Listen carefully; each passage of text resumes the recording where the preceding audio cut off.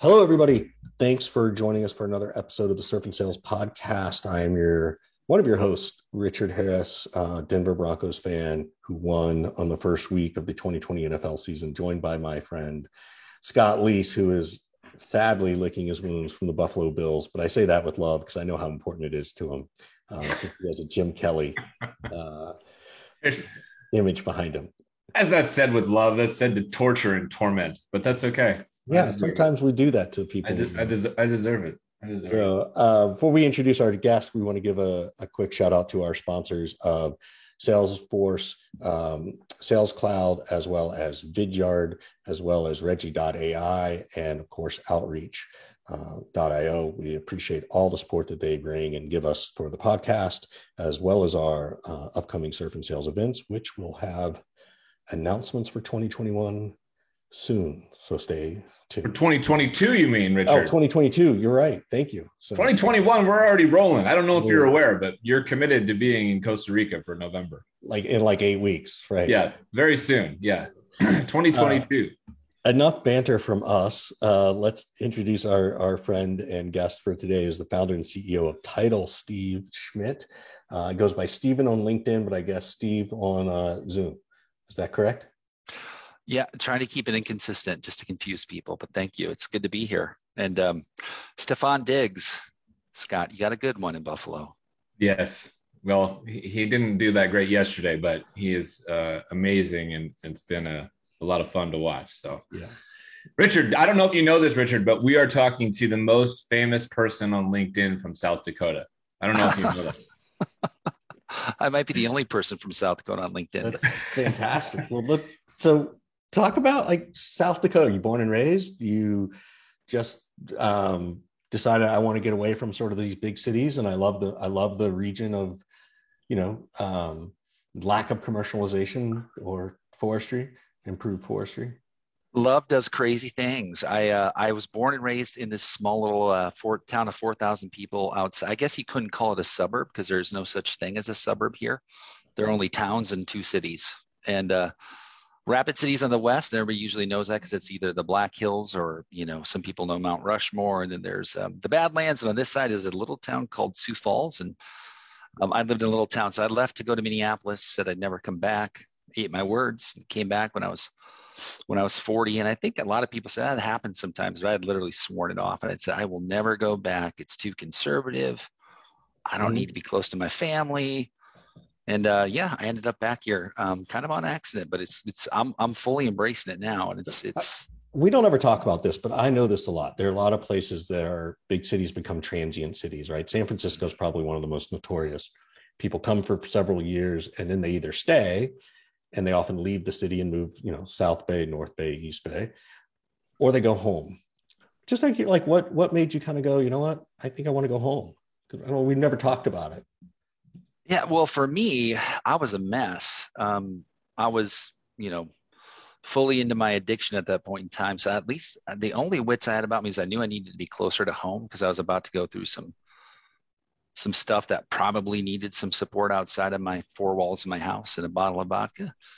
And although I couldn't yet say it, I knew that was, now I look back, that's why I came home ultimately, is I needed support around me. And I didn't have the support, I guess that would require some heavy lifting and shortly ahead of me. So it was within months after I moved here that I ended up going to Hazelden for a 30-day stint in an institution that just happened to be very expensive and very worthwhile at the same time. That's great. Well, congratulations on recognizing that. Are you comfortable talking about that a little bit? We don't really, sometimes we get into these deep conversations. Do you, were you always the party kid? Were you always that kid? Maybe it runs in the family, which I know sometimes happens. Do you know your source? Oh yeah. Alcoholism runs in my family. I don't know how far back. My dad was adopted. He had 3 other siblings who were all adopted from different nationalities. So, good Catholic family from a farm town in South Dakota. Right. Or adopting. So I can't say he never wanted to meet his parents. I don't know what happened before that in terms of the lineage. But it ran down to my blood and touches some other of my families. And it was, I was the part, like I was the 20-year-old sales kid who was like definitely like the happy hour guy. I never had once had booze in my house, never once bought anything until, I'd found my dad dead in a hotel. He died an alcoholic death. And I should have known in hindsight that that was a very bad thing. So having to walk into that scene and kind of seeing the end phase of that. And he had bottles and bottles of Johnny Walker Red, the gallon, the liters, or whatever, the ones that you'd buy for a party, like, and Budweiser. And I remember seeing it. And when I went into rehab, they were able to unpeel that because the smells, the sights of what I saw that day that, unfortunately people have had to see in different settings had stuck with me. And when I went in, I was just drenched in tears. And I said, it's like my life has been on a static television channel. And I only remember two things. I said, I remember being about 6 years old and my dad coming into the bathroom when I was in the tub and he said, I'm leaving. And I remember thinking to myself, I can't leave. I'm going to fill this tub with tears. And then I said, everything else between seems like a fuzzy station. And I remember seeing the next thing was finding that scene, right? Which was, blood and other things in a room full of that. And I said, everything else in between, I just can't, it seems like nothing. And the guy just looked at me, he goes, that's profound. Right. Wow. What was your rock bottom moment? When did you finally go, okay, this thing's got me, I need to get a hold of, my life and myself? In a hotel room, puking up blood. Okay. Not remembering really what I was doing there or how I got there. And I mean, I hate to say it's similar. It's not that much of a story where I was in the same place as my dad, but I remember looking up from the toilet and the very bad scene. I remember going, oh man, here I am in a hotel. Nobody's around. They've all said, enough's enough. Nobody's running after me anymore saying, hey, Steve, no, don't do that. They're all like, you know what? Whatever it is you're going to do, we're out. You're just kind of ran out of people wanting to help because I was turning them all away. Right.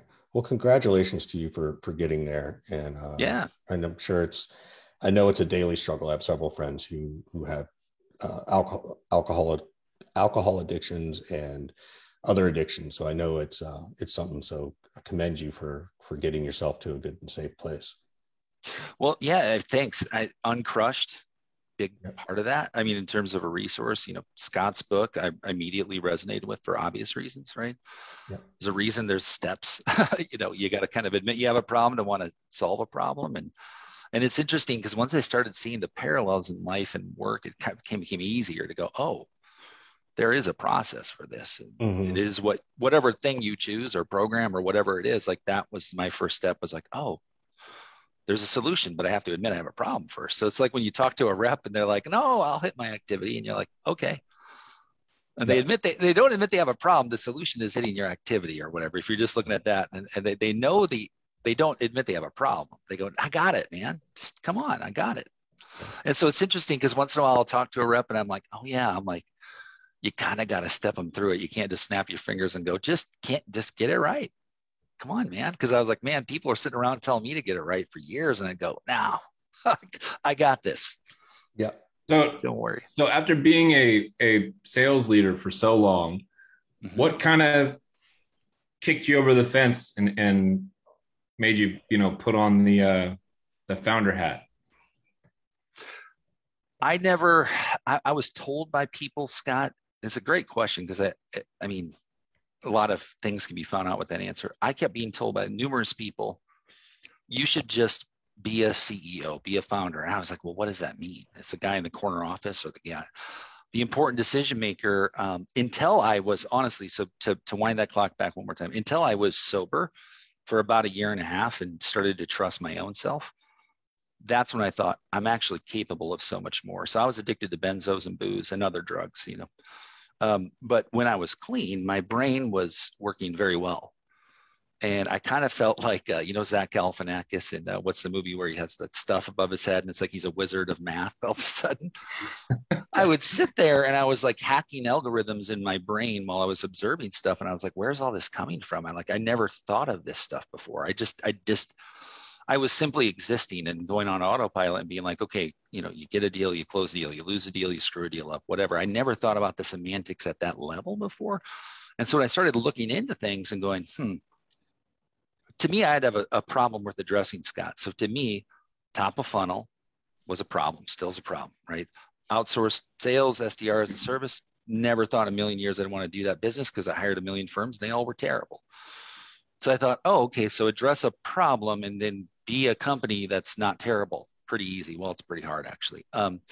So I took, my first gig was as title. I needed a name because I got hired as a consultant. When I got out of rehab, my sponsor said, I need you to do one thing. I said, what's that? I said, because you've got a list of like 1,000 things you've told me. So the list keeps getting bigger.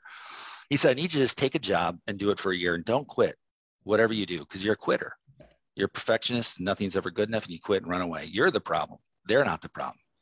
I thought this guy's a real asshole. And so I did that. I took a job at a place that was an IT and copier shop. I got out of rehab. I went to work and I just did that for a year and I hated it. I just despised it, but I did it. I did it and I got done 1 year and a day. And I said, okay, I quit today. And he said, well, you did it for a year. And I said, man, that was really tough. And right before COVID came on, I quit and I said, I'm going to be a consultant. Wait, I want to pause for a second. Yeah. What was the struggle like being committed for a year? Because I think everybody has that challenge, particularly in the startup world, regardless of your personal history, right? Particularly now the job market is so hot, right? What advice do you give to those people to encourage them to stick for at least a year, based on your own struggles? Like what were, I guess I'm asking a couple of questions. What were your struggles to stick around for a year? Because you were like, it's like, you were, they used to say in Vietnam, they would count down the days, right? Like how many days do I have left till I get out of here, right? What were your struggles? Was it the discipline? Was it the boredom? What was it? Definitely, it was the discipline of doing the same thing over and over again and not going, but I could do that. I could be an enterprise rep for this software or whatever was in my head and saying, well, that's easier. That's better. I'm more deserving of that rather than just saying, I'm going to do the same thing, carry water, chop wood, over and over and over again. Develop a funnel, see it through, close it, lose deals, win deals, start it over again, do it again. And I was like, if I can do this selling managed IT and like stuff I just honestly, right, wrong, or indifferent, did not care about.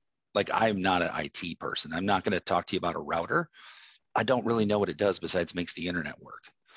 I don't know the ins and outs and the gigabits and the whatever. And so I did that for a year. And sure enough, I built up a good funnel and closed $1.8 million in business and got a big commission check. And at the end, and I said, wow, isn't that funny how that works? If you just do something consistent, just about everything works out. If you're consistent. So the key word here is consistency. I was a high and a low guy. I loved the big wins. I hated the losses. And in between just didn't exist for me. Which, by the way, did you hate losing more than you liked winning? Losing, yeah, totally. I just thought, well, I don't lose deals. I lost deals all the time, but in my head, I would tell them no before they would tell me no because I was too good to ever lose a deal. And reality was, yeah, hell yeah, I hated losing. I hated it really bad. Still do. Well, it's an interesting thing because I can relate to this. I mean, I think you get addicted to the low just as much as you get addicted to the high. The worst thing to me is sometimes just existing without either of those. And I think that that's kind of the mind of an addict and somebody who's been through whatever the particular drug or addiction is. I've espoused that for years. I'm like, I'd rather feel like $1 million or feel like I belong in the ground, and anything in between, I don't even feel alive. Mm-hmm. So how do you get comfortable with that and spread that to your team in a leadership position as a founder right now, that it's where we need to be is okay, and we don't need to like win the championship right now today and go broke tomorrow kind of thing? How do you balance all that out when it's a struggle for yourself? It is the one thing I work. So when I wake up and the first cup of coffee goes, I can feel my brain still going, go fast, go hard, win today, win it all. And then my wife and kids wake up and usually are the first thing to remind me that, oh yeah, like that you're committed to this thing called life, and life says tough shit, Steve. It's not always going to work that way. And so I can't tell myself that because I know my brain wants to go fast. I think it's going to always want to go fast. I can't sit down and meditate. It is freaking impossible. I maybe someday, but to me, I'll sit down and meditate, and then I'm like, checking an email or like I hear a song, and I just have accepted that doesn't have to be that way forever, but that is a struggle of mine. So I hire good people around me, and I had to, we went. If you would have told me, and now I hear from everybody, of course they were probably saying it. Growth is not the problem. It's control. The goddamn word controlled growth, which I hate.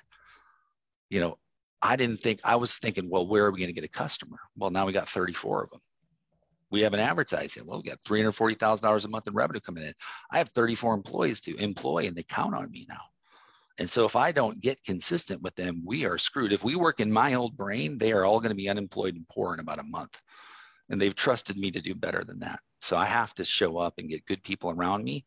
And I always say to anybody who hire in leadership here, we got 7 of them, I say, tell me no often, please. Do you find it easier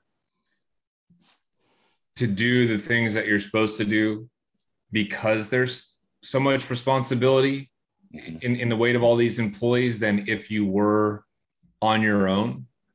1,000%. I'd be running myself into the ground. Yeah. So in a way, they keep you level. Mm-hmm. Absolutely. Yeah. This means Scott's going to go hire somebody after this call. I know. Yeah, I'm going to hire 34. I'm going to hire 34 people. Yeah, I don't recommend it. Yeah, you did. No one told me. I heard cash flow, and I was like, yeah, that sounds. I'll get that done. Holy shit! That's the other thing is bootstrapping is stressful enough, and then you get into it. You go, oh man, people probably don't pay their invoices on time. Scott, I think you said the best. Oh God. Pay your invoices on time. Holy shit. We'd be so successful. People just pay their invoices on time. Yeah. I had no idea that like 3 or 4 word posts would get like a couple 100,000 views like that. It seemed like that was a huge pain point that people had. Yeah. Oh my goodness. So you mentioned, bootstrapping. Now for your business, this is not exactly like the darling of VC kind of business where people are going out and raising, all sorts of money. So you kind of, on some level, don't have a choice but to bootstrap, right? That's right. Yeah. Nobody wants to touch us with a 10-foot pole. They're sniffing around now, Scott, because they hear fast growth or they see something on LinkedIn and they'll ask a question. But as soon as they hear like 35% margin, like, see you later, bye. Yeah. Yeah. Services, low margin. Our attrition's low. We're sub 10%. But I mean, whatever, that could change tomorrow. So they don't want, I doubt we'll ever get funding in that stretch of the image. Our funding will come from banking. As they say, I said, what are my options for funding? They said an SBA loan. I said, that's the least sexy thing I've ever heard. An SBA loan? I'm like, I'm not putting that on our press release. Title just received funding from the SBA. Like, that sounds terrible. Turns out it's not a bad option. The interest rate's low and I don't have to give up control to anybody. You raised money. Yeah. From private equity backed by the federal government. Yeah. Right. So, plus you could, I'm assuming you took care of the PPP loans last year. So took advantage. We did. We were 12 days late to qualify for one. So we did not get one, but we tried like hell. Yeah. We've used funding. We've got great customers actually. Scott, your post inspired me. And I went to our team. I said, read this post. And they said, wow, wouldn't that be nice? I said, if people don't pay their bill, we're cutting them off. They said, oh, but if we cut them off and they don't come back, I said, we have to be so good that they can't live without us. And they said, ooh, that sounds like a problem too. And I said, if we can solve the first problem, we can solve the second. Meaning if we're so good, if we're not good and we can shut them off, they go, oh, thank God they're gone. So then we should close the shop today. Yeah. So by the way, tell people what title is. Like we've kind of alluded to it. Go ahead, tell them it's okay. You're not plugging. You're just explaining where your answers are coming from. Yeah. Top of funnel sales development as a service is what we do. We get hired by companies to do their top of funnel work. Got it. So when you look to hire your team, right? Because you have outsourced SDRs, BDRs, whatever the catchphrase is for your client. Mm-hmm. What are the traits you're looking for in those people? What advice, now that you've done this and you've scaled it and you've got them the cool thing about what you have is that you have the ability to see that, oh, this type of person works great in this vertical versus that vertical versus this. Like, what are you seeing as the trends there in general terms? Curiosity and discipline, those two stand out immensely because they've got to want to work with different companies. So one could be an AI SaaS company. The other could be one of our best customers is a real estate company where every time they got a listing coming up, we call the 100 properties around them. They pay us over 6 figures a year and then some, and they get a good ROI. Very non-traditional, but the margin on that stuff is huge. You sell a $400,000 house over and over again, or an $800,000 house. I mean, you get money within 2 weeks, closing, boom, move on, next. Right. And that's very, it's tough work. I mean, we're doing phone work and we've got all the tools to make it happen. The people have to be curious enough and they have to be addicted. I mean, this is what we have you have to be addicted to the process. We prescribe things, and we borrowed that from you, Scott, tip of the hat. And they have to know that we aren't dashboard jockeys, but we know what it's going to take. And so when they show up working for client A, we go, that client is, how many licks does it take to get the center of that Tootsie Pop? Our math says with real-time data, 63 calls, 17 emails, and 16 text messages will get to where they want to get. And we've been right within 22%. Say that. Can you say that one more time, Steve, for everybody? Yeah. So when we talk to a customer and we always say, what is your goal? Well, I want to close $500,000 in revenue. What's your average deal size? What's your margin? We go through all the variables. We reverse engineer that using our own stats on our outbound efforts. Yep. And then we say, based off what you told us, this is how much it will take to get there. And we don't guarantee it because that's ridiculous because we can't close the deal. But we found that we're within 22%. We're right in terms of being on that, hitting the nail on the head. And those metrics are 63 calls. Then I'm looking at one customer, 63 calls, 17 emails, 12 text messages, for example. And that's to get a meeting. If we do that daily, we'll get to their monthly goal to get them 12 meetings. That's this one client. I got you. Okay. I was trying to figure out everybody's different because they all have different goals. So every client's got a different prescription. Yeah. So the part that I find interesting, and obviously this is, like you said, going to be different based on the client, but I think if you said those metrics to a large swath of the sales population, the SDR population right now, freak out. They would freak the fuck out and think that's way too much work. Oh, that's one client. They've got two. Our average person's doing about 240 calls a day. I'm with you. Look, I'm with you. But Richard and I have had conversations, fairly recently where people are in these SDR roles and they're like, I'll make about 10 calls a day and send about 20 emails a day. And for what? That's a hard day's work to them. The justification is, well, we're doing lots of research and we're trying to make super personal and all this kind of thing. Right. And so I hear those metrics from you, 63 calls, 17 emails. I'm like, that was like, I was done by 1 p.m. when I was selling with those kind of metrics. So it's interesting for me to hear somebody, still championing a little bit of a volume kind of play. Oh shit. We have today alone, 3,422 calls. And we have 16 active SDRs. But that's because you've got the tech behind it. So we're not going to dial the test though, because I love how Scott says he likes this. And so this is the test that the number is 530-209-3667, right? That's 530-209-3667. Everybody should call and text Scott 63 times. So that's his personal cell phone number. I didn't say that I would call the same person 63 times, Richard. Apparently, I'm on fire today. I'm giving Scott a lot of. That's great. Listen, you're running through the math and the sales metrics, which not a lot of founders actually can do. So there's at least not straight away. They learn it, I think, over time. But coming as a sales leader and moving into that seat that you're in, that's got to be, a pretty good, advantage for you. So I wonder now, do you have more or less sympathy for VPs of sales and CROs now that you've sat on this side of the table? Oh God. Oh, That's a well, no. He has no yeah, sympathy for you, Scott. I think I he just has less. I think it's less. way less. I mean, so many are doing a half-assed job at it that it's just like it's Talk about that. What does a half-assed job from a VP of sales look like? oh, one who wants speaking engagements and wants to, do this all day. Not. I mean, this is great, but like they don't want to do the real work and dig in. They go, well, I'm a VP. I just have to steer the ship. I want to go side by side with my reps and dig in and see what they're doing. And the toughest thing for people, the only reason we don't want to manage by numbers is because we want to abide by this fact that we, like you said, personalize it. Well, tell me when that's worked. It hasn't really at scale. Like you can, yeah, if you're engaged with someone, personalization video, great, that all works. But on the top end, if you want to go to a total addressable market and tackle it and win it, and you don't have the new sexy term, which is product-led growth, which is really only Slack and Salesforce and other people who have that ability to grind it out with product-led growth, and Slack ended up hiring all kinds of sales reps to scale, then you have to put in the work. And I've worked at one of the largest shops, starts with an O and ends with an H on the West Coast, left coast. They don't work that hard. Their product is great, but it's not like they're grinding out 200 cold calls. I mean, they are mostly getting inbound.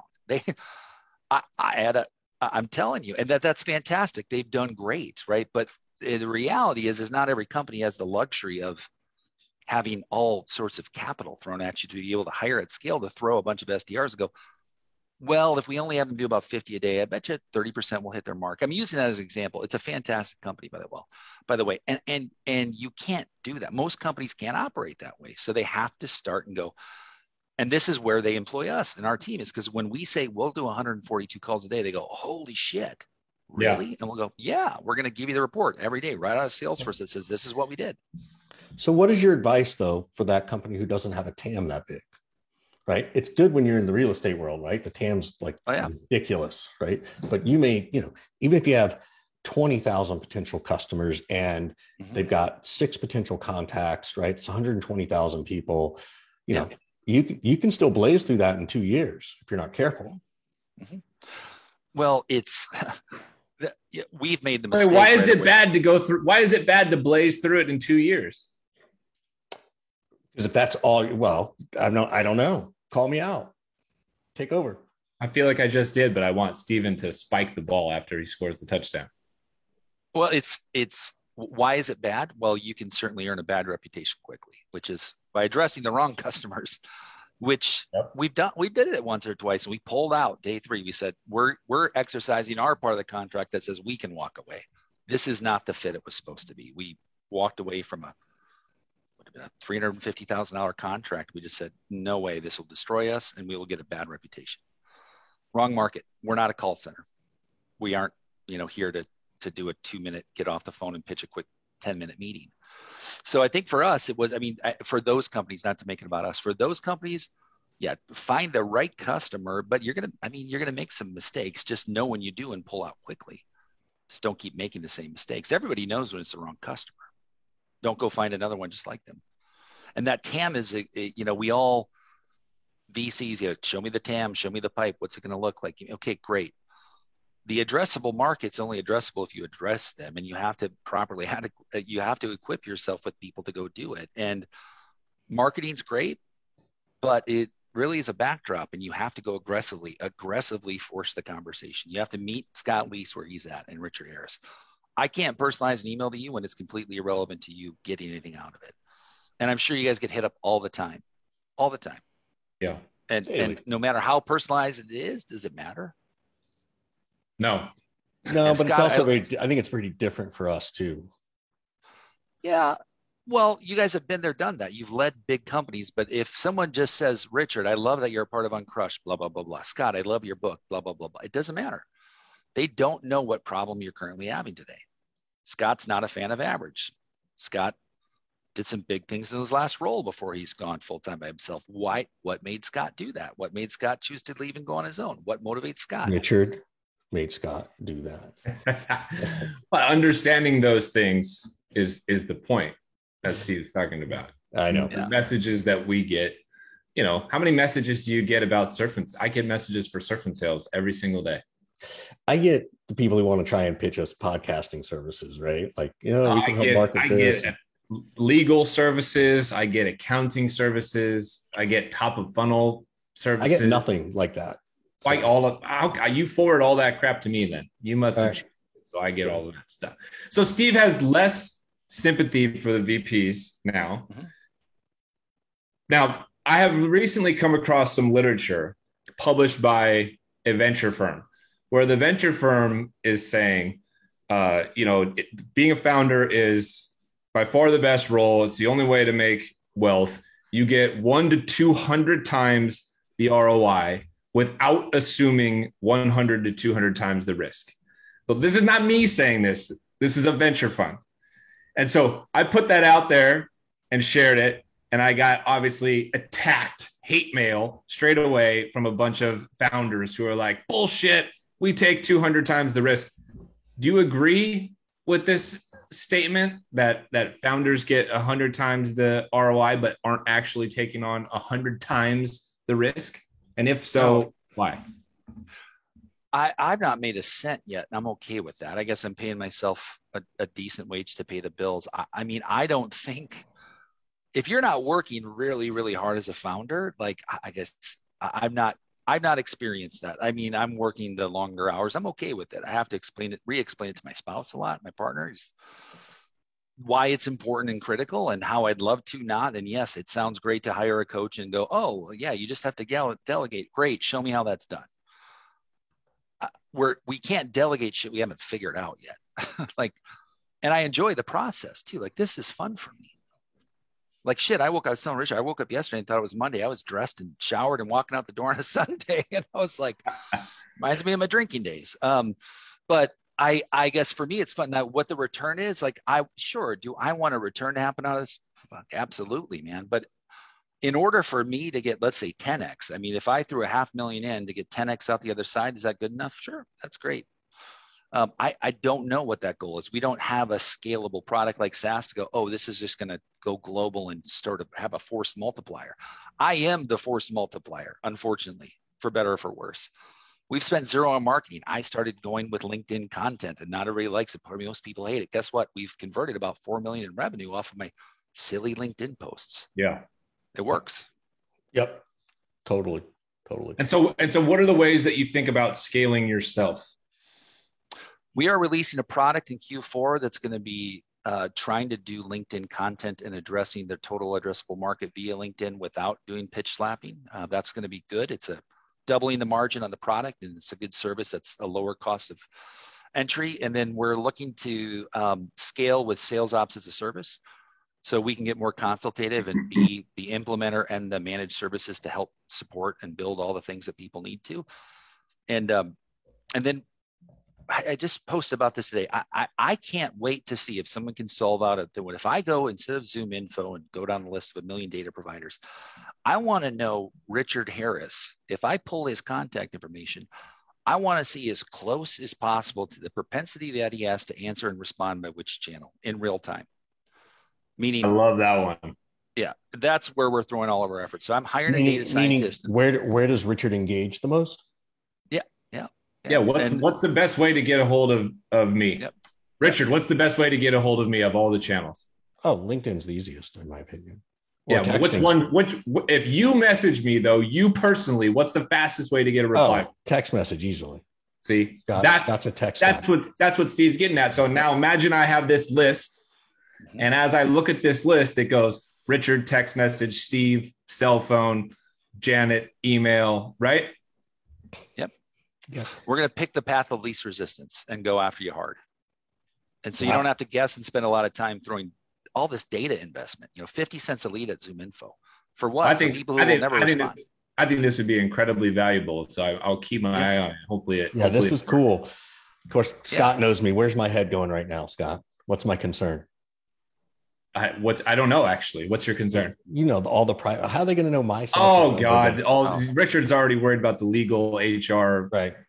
Exactly. Well, you got to opt in. So think about this: if you want to play, you got to get your Chrome extension and allow us to see within your CRM, which is what Seamless did, right? Seamless.ai. Right.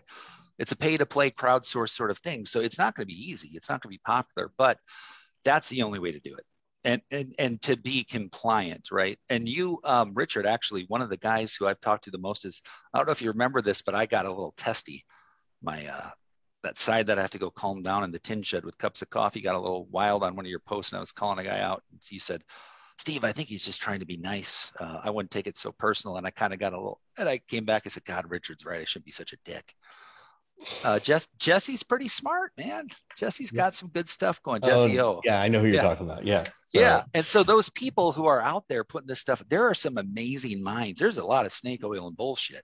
Yeah. I mean, I made the mistake twice of buying the bullshit, right? You're a new founder, everybody comes running, you're like, you're an idiot, buy this.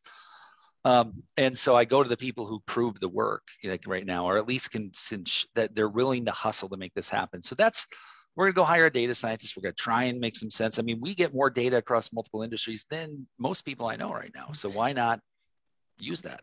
Yeah, it's interesting. Can anybody go pull my LinkedIn data and see that Richard's this active on LinkedIn? So if I know what my TAM is, I can go and say, show me all these titles. I mean, show me that they're active, not show me who they are and what city they're in. Active as in logged in or posting and engaging? Posting and engaging. Yeah. Yeah. You can find out pretty easily. There's a service that doesn't. Yeah. Yep. Oh, all right. Cool. Yep. He's not going to tell us because that's going to be him. So yeah.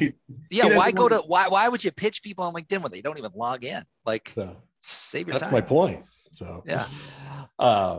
Well, this has been, I know we got to sort of move towards wrapping up, but this flew by, like crazy flew by. So we're going to ask you our famous last question of what can we answer for you, but a quick shout out to Vidyard, Outreach.ai, Outreach.io, Reggie.ai, and Salesforce, of course. So thanks to everybody for supporting us. We definitely appreciate it. Steve, what can we answer for you? I am going to answer you. I'm going to ask each a question. This is curious. So this is, it's not. Wait, I have one more question. Sorry, wait, I'm going to interrupt myself. What are the gold and platinum records behind you? Oh, that's good marketing by Brandon from Seamless from 2.5 years ago. I used him at one of the startups. He sent, that's cool. It's marketing. And guess what? Everybody asks. I'm like, bravo, well done. That's like an $80 plaque, and it looks like I'm a recording artist. So, Scott, we need to get some of those. That's pretty good. That's a good one. So yeah, it is good. Anyway, go ahead. So what is your question for us or question? So when you guys did surfing sales, there's something magical about surfing. I haven't figured it out yet because I've tried to stand up on a surfboard multiple times. What about surfing, besides getting away, is magical when you've thought of that? Because to me, surfing is the ocean. There's a name title there. So like when you chose that, why did you choose surfing sales versus any other thing in sales? Well, frankly, because, I've been a surfer for a long time, and Richard and I, when we had the idea, we were in Costa Rica and I was surfing and sort of was thinking like, how can I, potentially make some money off of the two things that I love doing, which is surfing and traveling, and as well as talking shop about sales and sales leadership and what have you. So it was not like we just,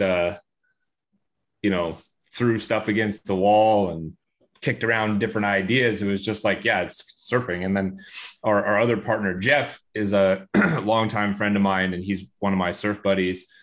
And so then it became like, how can we weasel a few surf trips a year under the guise of doing business? Right. As we explain this to our families and our wives. So that's really why. But, I've heard them all at this point, Steve. It's like golf and sales, wine tasting and sales, baseball and sales, soccer and sales, windsurfing, kite surfing, hunting. I'm sure I'm missing some other ones, Richard, that you've heard, but I think we've heard them all at this point. And I always say people, yeah, you totally could do that. Yeah. Yep. Totally could. It's not easy. Good luck. So, okay. I got one more question for you, Richard. Your commitment to the organization Uncrushed, like what made you choose that one? What is the thing that makes you say that's something I can get behind? It was my relationship with the people there. I knew Tim Clark before, and had gotten to know him at Salesforce and from Salesforce and different events from Sales Hacker. So there was a connection there. And then I knew of Lindsay Boggs, and she wrote her story about how she literally checked herself in because she was just breaking down, and she posted it on LinkedIn. And I was like, wow. That is gold. And so I reached out to her coldly and said, wow, I'm just so moved. Thank you so much. My situation is not like that, but I feel it and I understand, and just, thanks so much. And then actually another friend of ours, Tammy McQueen, was actually an original founder way back when. And so as they were doing things, I started to say, hey, if I can ever do something, let me know. And then Tim said, can you, do you want to tell your story? So I told my story, and then I started promoting it. And then I just started talking about the topic as a whole.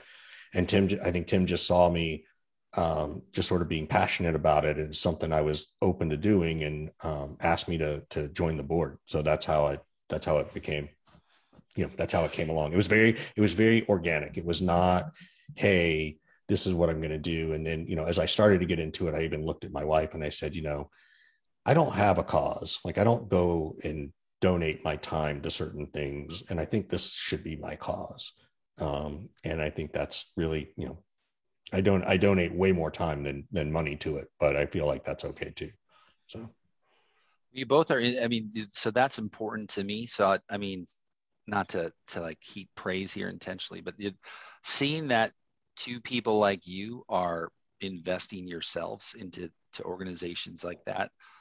I've been a part of Uncrushed by sharing my only donation besides the small one this far has been an article I was gracious enough to share, and have had people write back saying, holy shit, like this, I checked into rehab because of this article. Oh yeah.